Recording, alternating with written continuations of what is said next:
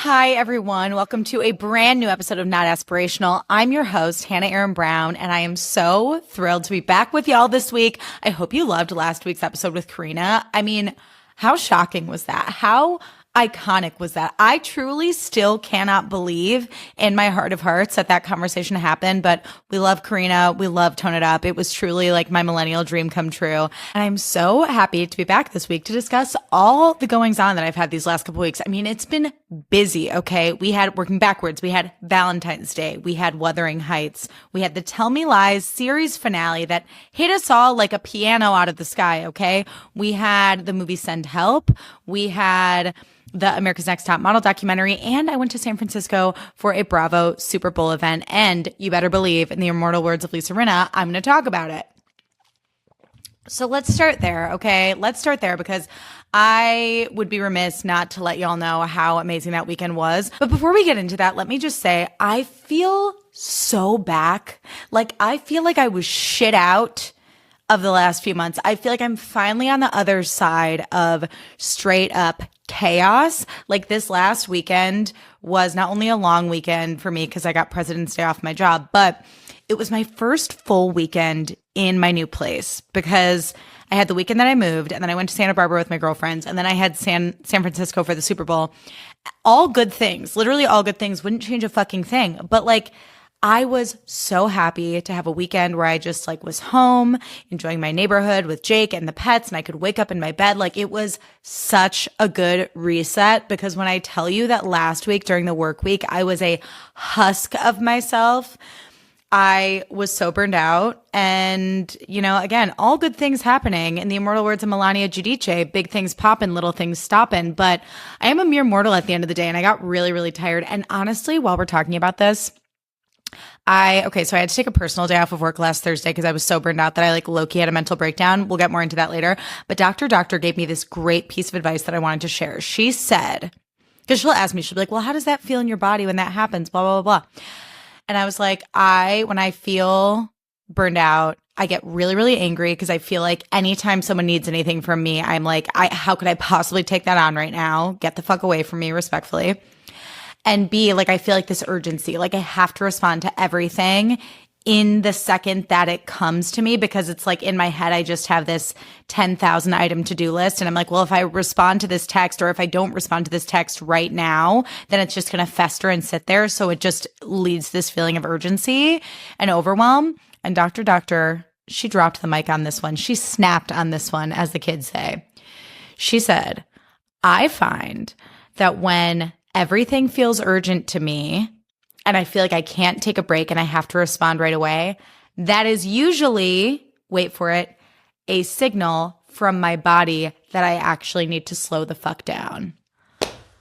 I said, Doctor, that is really profound, really profound. So if anyone's feeling overwhelmed this week, if anyone's feeling burned out, just remember, usually when you feel that like trigger happy feeling of feeling like you need to respond to everything right away, that's probably a signal from your body that you actually need to unplug, take a walk, put the phone down, go to the gym, watch a movie without your phone, take a fucking second and slow down. Okay. So that said, this week I feel like a new woman. And also that said, I'm trying to learn to be like picky with my time and my energy and how I spend it, because I think for so many years I was in this like scarcity mindset of like, really wanting job opportunities to come through and really wanting friends to come through and really just like not wanting to be alone and wanting to have opportunities to go do things.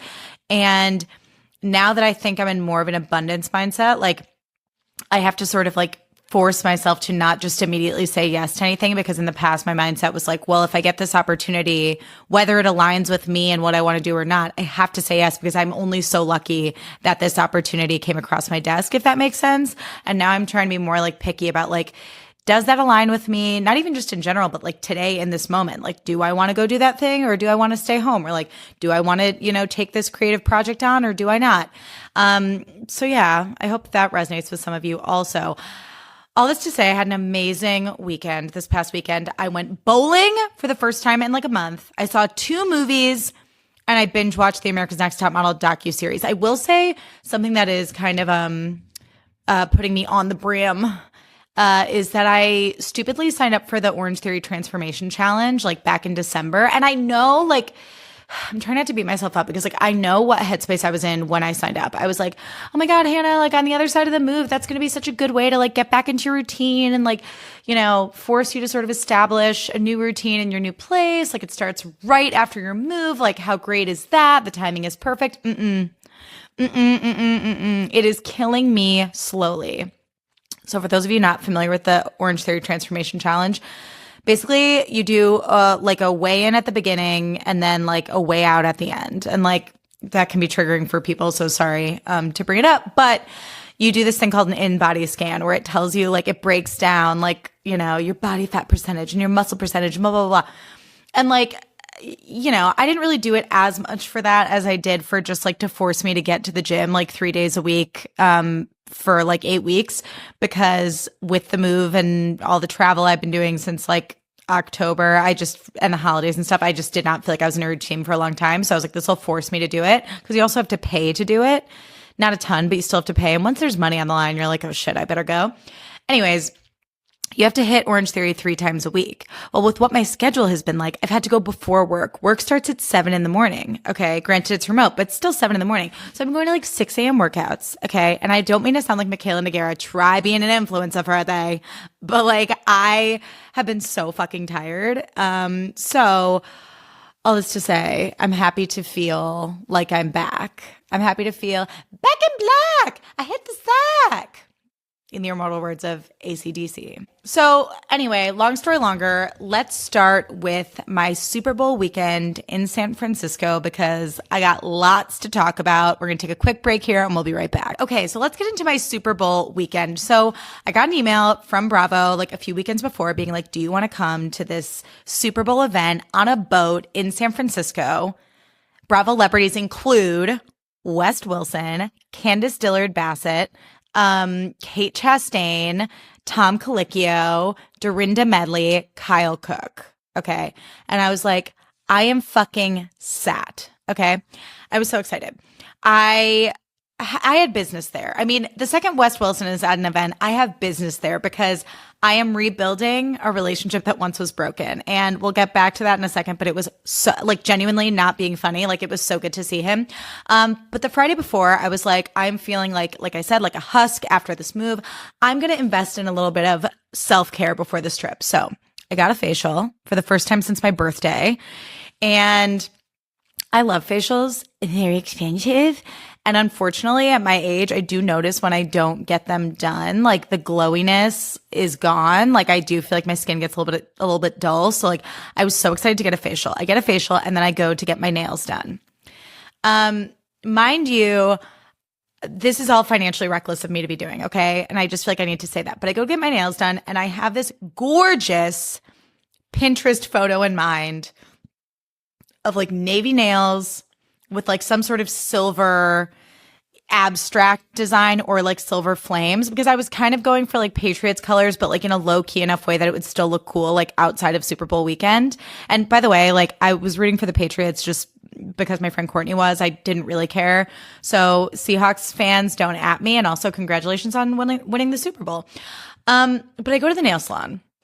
I found this place in my new neighborhood. I was like, oh my God, I can walk there from my apartment. Charming. Let's go. So it's like a Friday. I've just had this like truly religious 2-hour facial. And then I go to walk to the nail salon and I'm like, main character energy, let's go. And I come in and I'm like, hi, I'm Hannah. I'm getting my nails done. And they're like, okay, cool. Sit down over here. So I have like no time to pick out the color, but I'm like, that's okay. I can work fast. So as the nail tech is like doing my nails, I'm looking through the colors and I'm kind of going back and forth and I'm like kind of asking her advice. And we're having what I think is like a fun little kiki about like nail designs and what color I should do. I was like between a couple designs and she's like, well, maybe you could do this, maybe you could do this. And she's like, okay, cool. We land on a design. She's like, it's going to be $130 to start for the set. And I had made the grave mistake of looking at my bank account like as I sat down in that nail chair. And I was like, I felt put on the spot and I was like, you know what? I'm so sorry. I'm just going to be lame and do a color. I can't. I'm so sorry. I can't. And she's like, it's fine. It's totally fine. And then I see everyone kind of like looking at each other, like everyone who works there. And I'm like, oh shit. Like, I think I did something wrong, but like maybe not. I don't know. Then this girl sits next to me and she is what I would describe as a beige girl. Meaning like her whole vibe was just so like clean and crisp and put together. And like her hair was this like perfect blowout. And she was like clearly a regular at the nail salon. And she like sits down and she's like, oh my God, are you like out of this color? I loved this color. And the guy was like, I know you've gotten it done like the last 5 times you've been here. And they're like getting along and tee hee hee, ha ha ha. And you know, he's doing her nails and her nails already look like perfectly amazing. Like it looked like she had a French manicure without nail polish on. So she's this like put together woman. I feel like this haggard husk, a beast, a haggard beast, if you will. And she's like chatting and she's like, oh my God, can I see these new jelly colors? Oh, those are cute. I think I'll just do blah, blah, blah, blah, blah. Like she's like a beige girl who knows what color she wants. Okay. Chic. And even though they discontinued like this new color she had liked, she's like, that's okay. I'll just go back to my old one, blah, blah, blah, blah, blah. And they're like, great, amazing. She's like talking about how she just quit her job and that she like she packed her things in the office and she came right here for her appointment. She's so excited. She's off for the next week before starting her amazing next job. And I was just like, I can tell just spiritually that this beige girl works hard and makes a really nice wage to treat herself to these nail appointments like every, I don't know, presumably like 3 weeks or so, maybe two. Oh, you know you've made it when, okay? So she's getting her nails done. Mine are done. They're for you, for those of you watching on YouTube, they're this shade of blue, okay? No designs because I couldn't afford it. And I'm like, oh my God, they look so great. Thank you so much. I'm going to tip. I tip 30% because I know that me going back and forth was annoying. Like, I know that. I know, like, of course I was nice about it, but like, as someone who worked in restaurants forever and dealt with people being like, well, should I get this salad or the burger? Well, what are you getting? I know that indecisive customers are annoying. So I tipped fat and I said, thank you. And she goes, by the way, you can't do that again. You can't book an appointment for designs when you're just going to get a basic color. It's okay because it's your first time, but yeah, I want to let you know.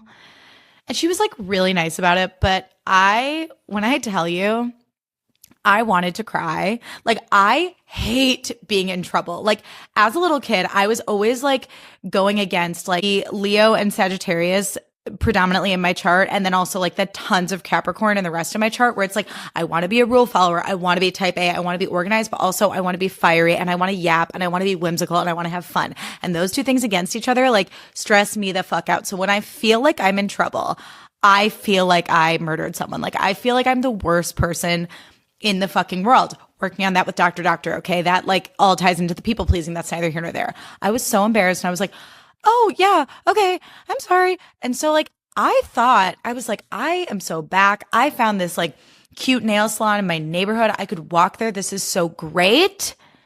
Only to realize that like, I can never go back there again. Like, I don't want to sound dramatic, but I don't think I can go back there again. I don't think I can face that nail salon again and the people who work there, because I'm so embarrassed that now I'm known as like the cheap, chaotic girl who couldn't decide on a nail design and then ultimately like did the lame dark blue nails. And this is all first world problems. And I'll probably get like a 1-star review being like, shut up, bitch. And that's fine. But like, it was so embarrassing. And I really only tell that story because it's a not aspirational tale. And I hope that some of you can relate, because as much as I want to be a beige girl, it's not in the marrow of my being. I wasn't blessed in that way. And I truly hope that beige girl, I hope her pillow's always cold, because she really inspired me. She was so chic and so put together, and her nails looked so good even without polish. And I was like, damn, I look up to her. I wonder what she's doing today. I wonder what she's doing right now. Oh my God, she started her new job. I hope she had a good first couple days at her new job. Okay, so that was the Friday before the Super Bowl. Then I flew out Saturday morning at like 6 a.m. because I flew out Saturday morning, then I was flying back Monday night because those were the cheapest flights I could find. And as you can imagine, flying to SF over Super Bowl weekend was fucking expensive. For this trip, I got my own hotel room. And you're like, Hannah, you couldn't afford a $130 set of nails. How could you afford a hotel room? Credit cards. Credit cards, honey. Credit cards. I'm sorry. Sorry if it's tacky to talk about, but I think too many people get on their phones and they see someone living their best life and they think, oh my God, what are they doing that I'm not doing? Everyone's putting shit on credit cards or they have rich parents. That's what it comes down to, in my opinion.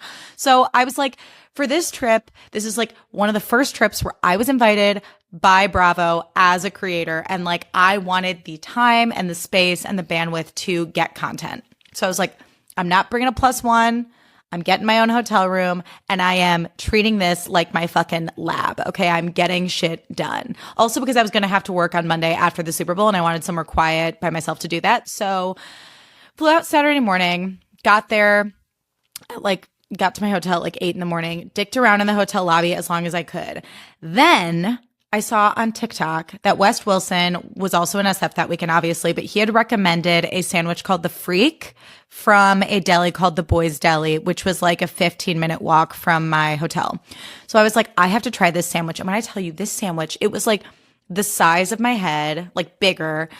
And he got it on the Dutch Crunch bread. It was like chipotle aioli and pastrami and like lettuce and onion. And like, I'm literally like salivating thinking about it. It is like a fat ass sandwich that I would never normally get. But I was like, I'm on fucking vacation. It's Super Bowl weekend. Let's fucking go. So I go to get the sandwich, bring it back to my hotel lobby. When I tell you this sandwich was fucking beyond, okay, beyond. Like I like closed my eyes and was like, oh my God. Okay, wait, quick tangent.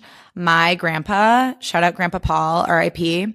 He used to date this woman who every time she took a bite of food, she would moan. She was like, And like I've found that in my old age, in my almost 35 years of life, I've started being a food groaner. And as a little kid, I'd be like, I don't like going out to eat with her. She always moans when she eats and it's gross.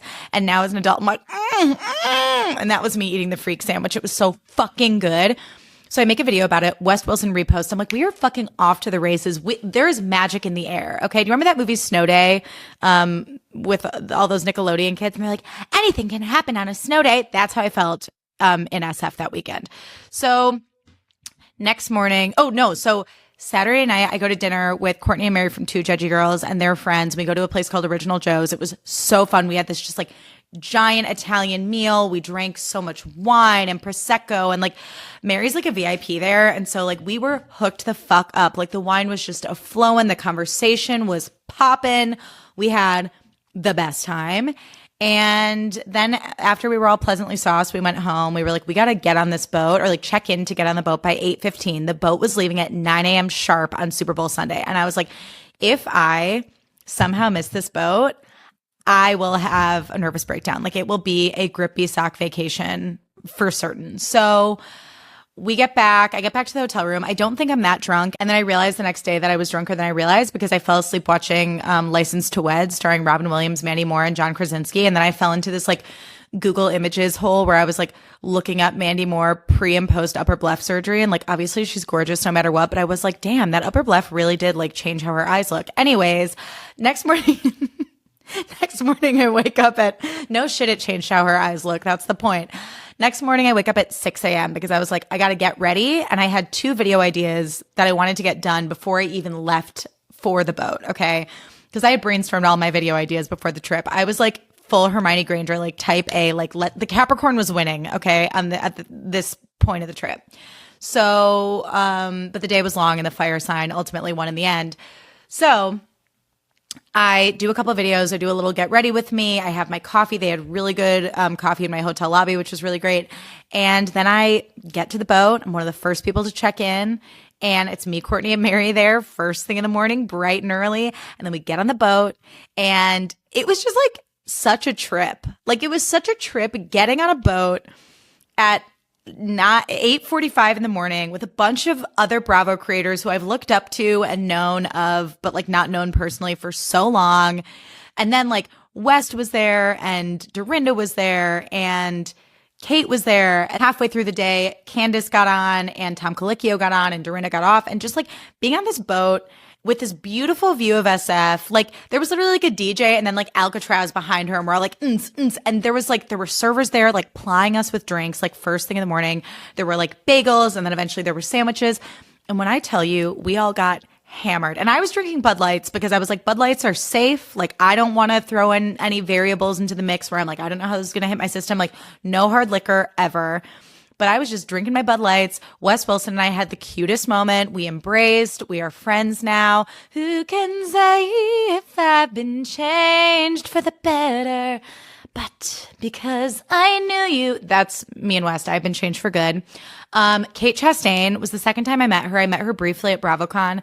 She is so fucking cool. Like, her aura is off the charts. She's so fun. She's so chill. She's so sweet. All the producers were really nice. All the camera guys were awesome. Dorinda was like a little bit aloof, but like I would expect nothing less. She was like very much in the mix, dancing with everyone. And then her nipple pasty, like at some point she like took it off and signed it and like threw it into the crowd. And then it was just like floating around the boat, which was iconic and hilarious. Candace is a Polly Pocket. She is so beautiful and so tiny and like so sweet. I have been wanting to meet her forever, so getting to meet her was really cool. And then at one point, in honor of Traders, they had her do a conga line, and I was in that conga line. But as we were doing the conga line, like the boat was tipping like so aggressively. And Candace, like a true pageant girl, is in these like giant heels leading the conga line, like no sweat, like no big deal at all. Meanwhile, I'm like in sneakers, like stumbling side to side, like crying, laughing so hard because I'm like buzzed, being like, what the fuck is my life that it's like Super Bowl Sunday and I'm doing a conga line with Candace on a tilting boat. Like, this is crazy, but it was so, so fun. The way they did it was West and Kate were hosting these little like Super Bowl like interstitials on NBC, and we were kind of just like doing like background work and like, you know, cheering and participating every now and then. So it was really nice because like we got to party, but then there would be these little moments where they were like in full production mode, and it was really cool to have like a front row seat to that. And something so hot and so classy that Wes did that I want to call out on this podcast is at the end of the day, I saw him go up to the camera guys and just like give them a little broy handshake and be like, thank you so much for everything today. You guys were awesome. And I know that Wes has like actual background as like a sports journalist, but like I just think, unfortunately, I've been on so many sets where like the quote, like talent, aka like actors or whoever's in front of the camera, like does not acknowledge the crew or production at all when like truly nothing could happen without them. So to see West like acknowledge the camera guys who were like so fun and so sweet and so like on their game on probably, I mean, what do I know? One of the most intense production days of television of the year was really chic and really cool. And I really appreciated that. Kyle Cook had his ring on while he was DJing, and he was very standoffish, did not want to talk to anyone. I will say his DJ set was fun. Like, I'm not a DJ, okay? I was getting dragged on TikTok for this, by the way, but I saw him actually doing stuff with the knobs and the slider, and I was like, okay, he's a real DJ. We were all dancing, we were having fun, the music was great, the vibes were good, but he did not want to talk to anybody. I talked to his brother for a little bit. He was really nice. We talked about like the Great Lakes. I don't remember why. I blame the Bud Light for that, but had a nice conversation with him. The vibes were excellent. And then after, I went to a bar called Harry's with some other content creators and the Bravo social team who are all awesome. And we all watched the game. And then after the game, like a handful of us went to another bar and played Traders, which was so fucking silly. As far as Super Bowl itself, I feel like everything's been talked ad nauseum. Like, fuck Jill Zarin, happy she got fired. Bad Bunny is amazing. And also another thing I want to call out about Super Bowl weekend is I am certain, after seeing that footage of Alex Earl and Tom Brady over Super Bowl weekend, I'm certain that they had a really fun weekend, and I bet that they have like amazing sex. And I know that people are like, oh my God, what a cliche, duh. But I think they're a hot couple, and if they made a sex tape, I would probably watch it. I would whatever, okay? I would probably watch it. It's like not that big of a deal. You know what I mean? I'm here for it. I'm here for it. Like, Tom Brady is like a dog, okay? He's a dog. But Alex Earl is like hot and young, and truly her boobs are like a work of art, and I just think that they look hot together, and I would watch them do anything. As I just said, anything. So Monday morning was rough. My day job was frying me. Had to get online at 7 a.m. and then head to the airport around like 11. But my flight wasn't until like almost 9:26 at night. Okay. So I had a lot of time to kill at the airport. I was like, this is my new home. I live here now. I was like, I think I'm going to die in this house. Like, I was down bad. Okay. Because we had some anxiety going on. I was tired. I was just really fucking tired. And I still had to be like, there was enough shit going on with my job. Like, cause my job, like Mondays, it's like everyone's getting caught up, like after the weekend, like Monday, a case of the Mondays, So my job was busy and trying to do it like remotely in like the overstimulating airport was like fully, I think I'm going to die in this house. Like I was unwell. So I'm in there and I'm like, I have learned something between this and BravoCon. And that is certain as the sun rising in the east. I will, tale as old as time, I will have a crash out after like a big work event. You know what I mean? It's like, this is why I can't really do Sunday fun days like often, because it's like, if I have a Sunday fun day, it's like, when do I do my laundry? When do I do my grocery shopping? When do I do my meal prep? And it feels like the rest of the week you're like robbing from Peter to pay Paul, like with your time, where it's like, oh, well, I guess I could go grocery shopping like after work, before my therapy appointment, like before this workout class. Like it's just like too many things to fit during the work week. So had so much fun, would do the weekend all over again. But Monday, my mental health was in the toilet, okay? In the turlet. So I got back to LA late Monday night, running on fumes, fully crashed out, took a personal day, solely to like go grocery shopping, meal prep, make a flower arrangement, and like watch Ella McKay. Which, by the way, if you've never seen Ella McKay, I couldn't even finish it. And I would say I have like a pretty high threshold for like bad movies that like are also good. But I was like, what the fuck is this movie? Like it was so bad and not even in a fun way. And I was like, Emma Mackey is this like all-American girl, please. Like love and light to Emma Mackey. I think she's gorgeous. I think she's talented. That is a European woman. That is not an American woman. And the whole thing is like, Ella McKay, she's just like you. She's one of the girls. Like she's an American girl. She's a governor. And I was like, what even is this movie? I couldn't even tell you what happened apart from like Ella McKay's American, her mom died, and she's a governor. Like that's all.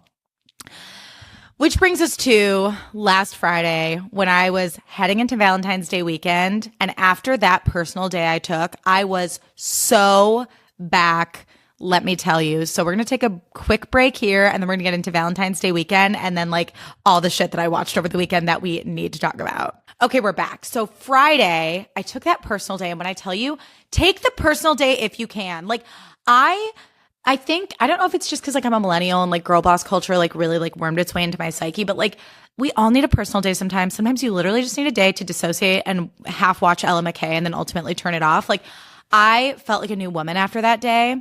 And again, like I've beaten myself up for this in the past where it's like, who am I to be tired if the reasons that I'm tired are all good things? Like SF was like truly, without exaggeration, one of the most magical weekends of my life. I'm so endlessly grateful that I got to be there. I'm so endlessly grateful that I had friends in town and I got to go to Santa Barbara. I love my new apartment. Like it's all such good things going on. And so I think for like many, many years, I would beat myself up and be like, well, who am I to be tired when all the reasons I'm tired are like good things? That means like you're an ungrateful bitch. It doesn't. It just means that you're human. And we all have our limits. And sometimes life is lifing for all good reasons. But it's okay to be tired and just be like, I need to take a day to slow down. So after that personal day, I was so back and I was really excited. Friday was my friend Alice's birthday. And we were going to go see Wuthering Heights with the girls at 4 p.m. and then go to Mexican food after, which honestly, I can't think of a more fun combination of events. Like that is my ideal night, is hanging out with my gal pals, celebrating my friend's birthday, 4 p.m. movie, Mexican food, pictures of margaritas, living the fucking dream, okay? So that was super fun. I just want to say too, going into Wuthering Heights, okay, the soundtrack came out the day before or the day of. Came out the 13th, the day I saw the movie. So it came out last Friday. It is the perfect album. And while some of my favorite songs weren't actually in the movie, I don't care. I'm so grateful to have the whole pop album to enjoy and listen to. I was listening to Chains of Love on repeat since it came out in November. Like I would just like dissociate, like my maladaptive dreaming would take a hold of my brain and I would just imagine myself like running through the moors in a giant dress with my bosoms like hoisted up and heaving into Jacob Elordi or Ben Affleck's arms, who's to say. And in this fantasy, I don't have bunions because that's how fantasies work. Like I truly was so taken by that song. And I was so excited for the movie, which I've mentioned a million times. So the movie, I will say, I think everyone needs to grow the fuck up because let's get into grow up early, actually. Okay. So my grow up for this week is people not being fucking fun and not being fucking whimsical when it comes to Wuthering Heights and just like movies in general. Like people are like, oh my God, I was so fucking offended by this movie. I'm like, it's called fucking whimsy. Like grow up. Okay. The horrors on this planet and in this country right now are countless.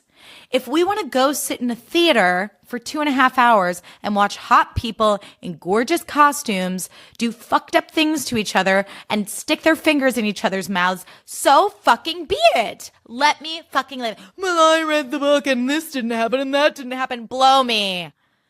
Grow up. I'm sick of it. No one's fun anymore. I always use that meme of that lady from Sex and the City who falls out the window because that's how I feel. No one's fun anymore. Like I truly just feel like people just like want to be angry. Oh, you're so angry. I feel like they want to be haters. And I'm like, this movie was for the girlies. Emerald Fennell knew exactly what she was doing. She put it in quotes for a reason. It is not supposed to be a by the book adaptation. It is vibes. It is fun. It is gorgeous. It is devastating. It is heartbreaking. I literally was moaning in the theater. I was going, oh, honestly, I sounded like my grandpa's ex-girlfriend when she was eating food in that theater. I would just go, at certain parts in that movie because I was literally like, holy shit. I was like locked in. And I'm sure I've said this before and I'm sure I'll say it again, but like, I'm super vocal in the movies. I think I've said this. Yeah. I might have said it last week. I don't know. Or 2 weeks ago. I don't know. Sorry. But I'm the type of person in movie theater where I get locked the fuck in and I don't even notice that I'm like audibly responding to what's happening. I don't do it to be funny. Like it's not like an attention where I kind of like, have you ever known someone who like sneezes loudly on purpose? I used to know this girl in high school who sneezed like this. And I was like, you don't sneeze like that. You don't sneeze like that. Like, please.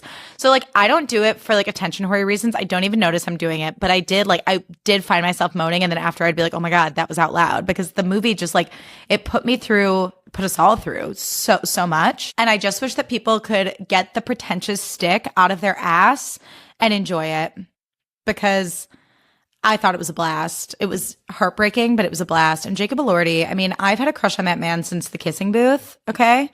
That movie was an Oscar-winning film in my household, okay? In, 2018? Isn't it crazy that he dated Joey King? That's also so crazy to me. But loved him in The Kissing Booth, and to see his trajectory as an actor is just a sight to behold. His slutty little pirate earring and his slutty little gold tooth. More of that, please. Also, my one note. If Emerald Fennell is listening, and I talked about this with the girls after the movie, we all agreed, is we should have gotten ass and titties. And I'm sorry, like in one podcast episode, I've said that I would like to watch an Alex Earl Tom Brady sex tape. True.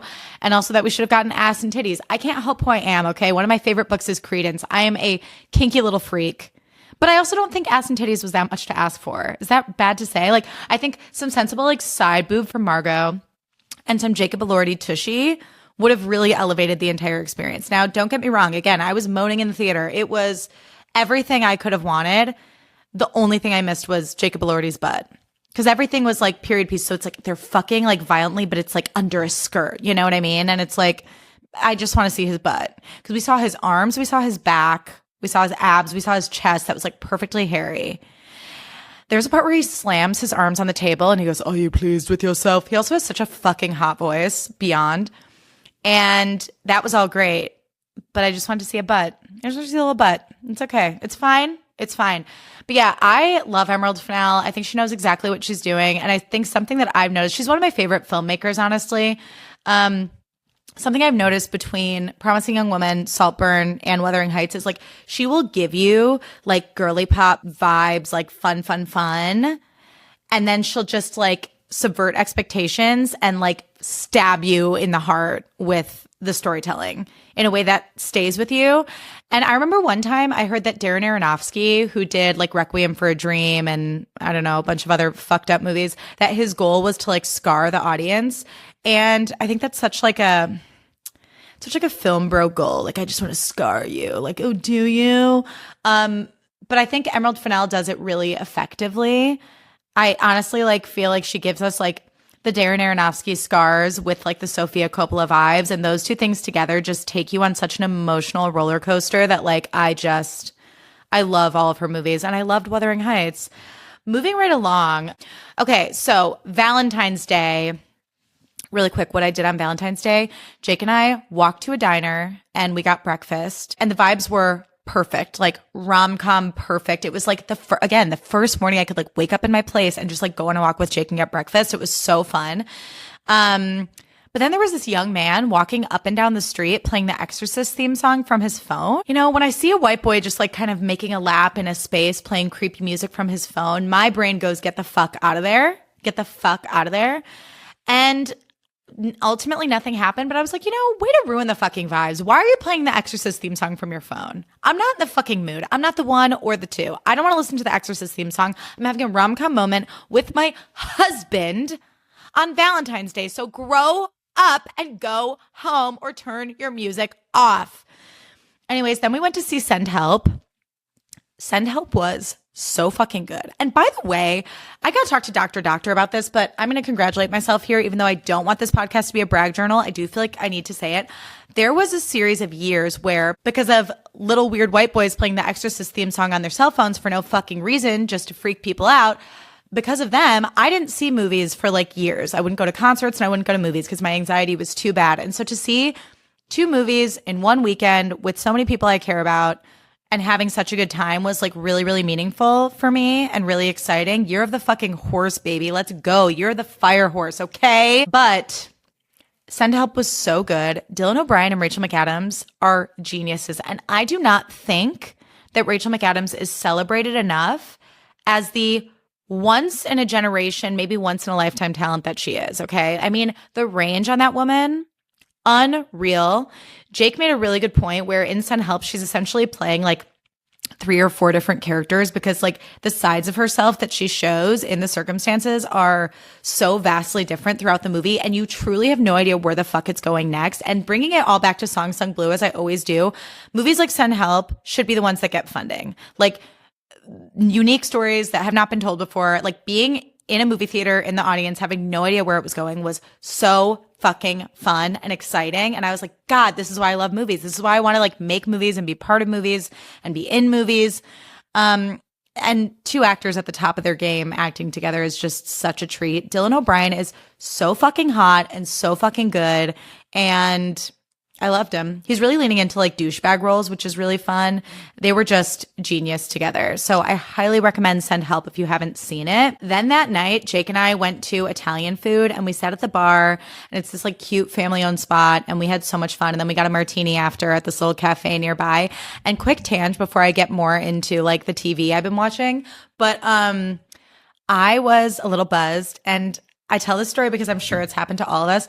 I was feeling myself, okay? I had like my martini. I felt really pretty. I liked my outfit. And I felt like gorgeous sitting at the bar with Jake, sipping my martini.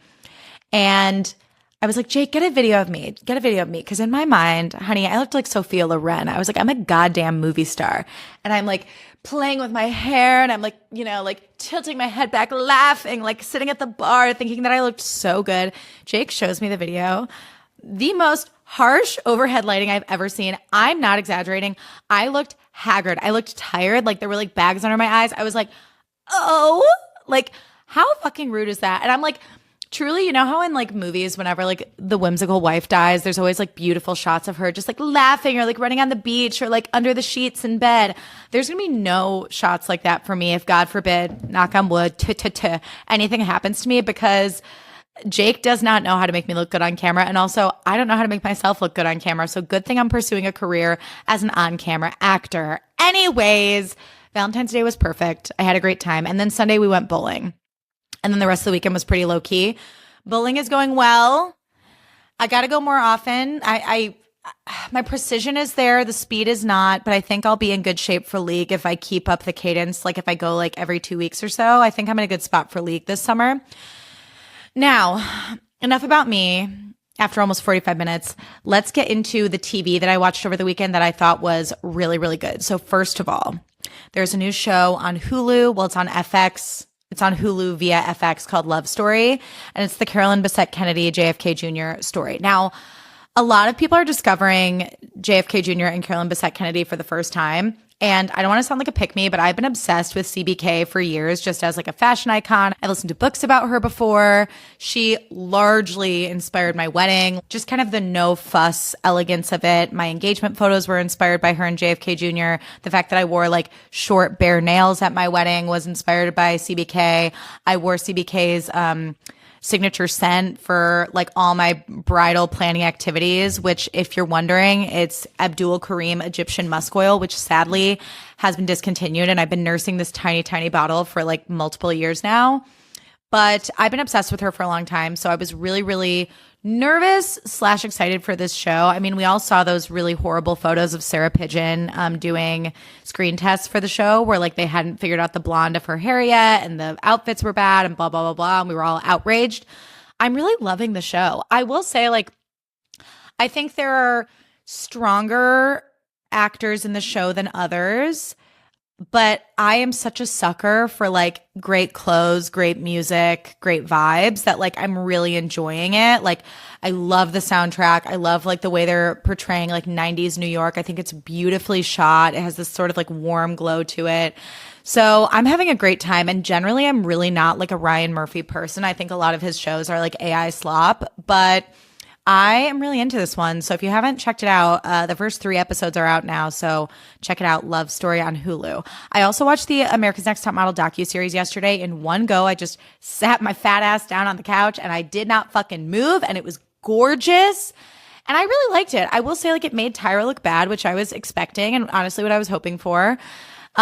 Justice for Miss J, Mr. J, and Nigel Barker, especially Miss J. She like had a stroke and she's doing better now, but just the way that like they were all so close and Tyra kind of just disposed of all of them is really, really heartbreaking. She blames the execs. I don't really know who to believe, but I do remember watching that show in real time because I was such an America's Next Top Model kid, like growing up, which is probably a lot of why I'm so mentally ill. But I remember every season in the opening credits when Tyra would be like, you want to be on top?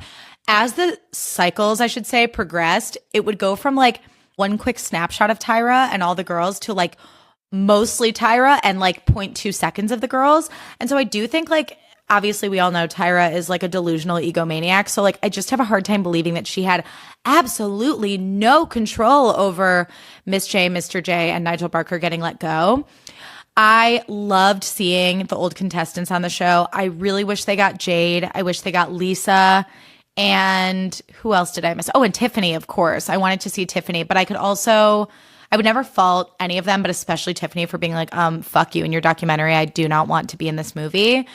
But it was really interesting seeing the girls talk about it. I have always been a huge fan of Danielle, and I hope that it was really like cathartic for all of them to talk about what they experienced on the show. They all seemed like they were in a really good, like empowered place, which was really awesome to see, especially Shandy. Like my heart really goes out to her, but she's living like a really cool life and owns an animal sanctuary, which I love for her. So I thought it was a great ride. I mean, I think with ANTM, like there's always more lore. I think you could always go deeper. I could literally watch like a 15-part docuseries about it, but I had a great time and I highly recommend it. And then finally, the Tell Me Lies series finale, which was sprung upon us with but 2 hours warning, was crazy. I mean, I was really happy, to be honest. Like I was sad because I love Tell Me Lies and I was in that shit from day fucking 1. Okay. And I waited those like 2 years between seasons 1 and 2. Like I'm a day oneer. Not that it matters, not to brag, but like I've been obsessed for a while. But I think it is always best to leave an audience wanting more than to compromise the integrity of the show and the storytelling for the sake of lasting longer. Like they did that with Summer I Turned Pretty too. Like they gave us a pretty like succinct ending exactly when and how they should have. And so while I'm like selfishly sad, I'm also happy that they ended it the way they did. I had some questions. Spoiler alert for the Tell Me Lies finale if you haven't seen it. Okay, you've been warned. Okay, so the Macy storyline, I think, kind of just like dissolved into nothingness. And, you know, me and a couple of friends were all voice memoing about it, being like, what happened to Macy? Like, Steven literally like killed a girl and then like left her in the car for dead and just like got to go on living his life. Like, what the fuck? How did that just like, the whole show was sort of built around that event, and then it sort of felt like it just became irrelevant after a while. Bri, I would argue, is one of the worst people on the show, and I think her and Steven, quite frankly, deserve each other. I think Bri gets away with a lot because of her background and because she's so cute and has this like gorgeous, like cherubic, angelic face. And it's like, goo goo gaga, I'm just a baby. But she did some really horrible things. And like, I think obviously, like, who among us millennial girlies, when we've gotten fucked over by a girlfriend, have not wanted to make like a manic Facebook status about how horrible that person is, whether it's a guy or a friend, like a manic Facebook status. But like, releasing the tape was diabolical even for Bri. Like, and I know that she was in like a heightened state because like Oliver and Marianne are like so fucked up and weird, and like she was like just over it. And like, I think it was sort of a projection of a lot of rage she had towards many different people in her life, including like her mom and Evan, etc. But to like carry that secret around for so many years is kind of nuts. And then that being said, I was rooting for her and Wrigley, but like, I love Wrigley, and I think Wrigley has had such a gorgeous character arc on the show, and I just like want him to be with a nice person. And I'm like, oh, I don't want you to be like dragged down by Bri. Like, I don't want you to hitch your wagon to someone who would do that, because like Wrigley is like, he's become the moral compass of the show, and I love him so much. Like, him and Diana were like fucking holding that shit down the entire season. Love that Lucy was a girl's girl and tried to figure the Yale shit out for Diana. Love that eventually Wrigley was the one who blew up Yale for Steven. Like, after so many years of Steven just like jerking Wrigley around and fucking him over, the fact that Wrigley got that final moment, it was like the end of Cruel Intentions level revenge that I loved. Like, Steven having a mentee bee about Yale was everything I wanted and more. A lot of people were mad in the end that like Steven, quote, like got out of this unscathed, like in the future when he just like left Lucy at a gas station and drove away. But what I took it as is like, also fuck Evan, by the way. Evan's also a horrible person. Him, Bri, and Steven, I'm like, get out of my fucking face, okay? And Pippa, no, sorry. Also, I can't organize my thoughts. Sorry, one thing at a time. Okay, so a lot of people think Steven got off too easy. I think Steven's karma is that he's just always going to be like miserable and alone. And that's that. Honestly, like, I don't think he's learned anything. I mean, like, we know that he hasn't. And I think in that last scene with him and Lucy, I think she purposely went with Steven in the car. Because at first I was like, what the fuck are you doing? Don't get in the car with him. But I think when Bri was pressuring her and was like, just stay with me, like, don't make the embarrassing choice, like, for once in your life. I'm like, first of all, that's not very nice to say to your friend who just found out that you released this really damning tape of her like 6 years ago and kept it a secret. It's like, don't tell her that she's embarrassing and that she's always been embarrassing. Like, be nice and be like, hey, like, I'm looking out for you. I don't think you should go with him. I think Lucy going in the car with Steven was a callback to when Diana's like, you got to make it seem like it's his idea and then he'll finally let you go. I think she fully got in that car knowing that if Steven was the one to decide to dispose of her, she could finally be free. So I think her getting in the car with Steven was her choosing none of them. Not Bri, not that friend group, not me, not Hermione, not Bri, not that friend group, and not Steven, and giving herself like a fresh start, which is where I think that sort of cathartic giggling like came from. Drink every time I say cathartic. I think it was her being like, oh my God, I'm finally free of like all this toxicity and I'm literally in the middle of nowhere with this like clean slate and this fresh start. So I do think Lucy ultimately won in the end.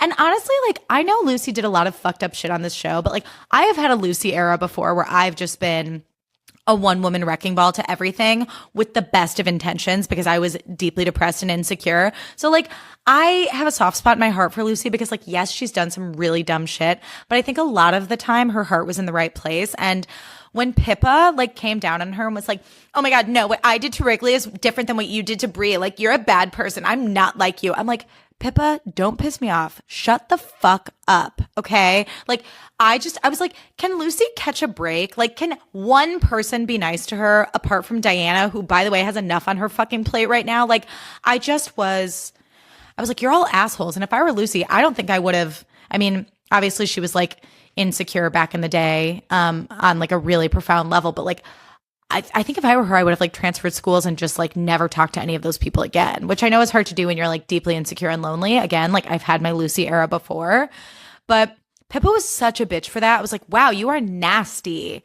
And I don't think Pippa got enough like comeuppance for that. I thought like to kick your friend when she's already down and to tell her how horrible she is and like shame her when she's already so deeply ashamed of who she is diabolical.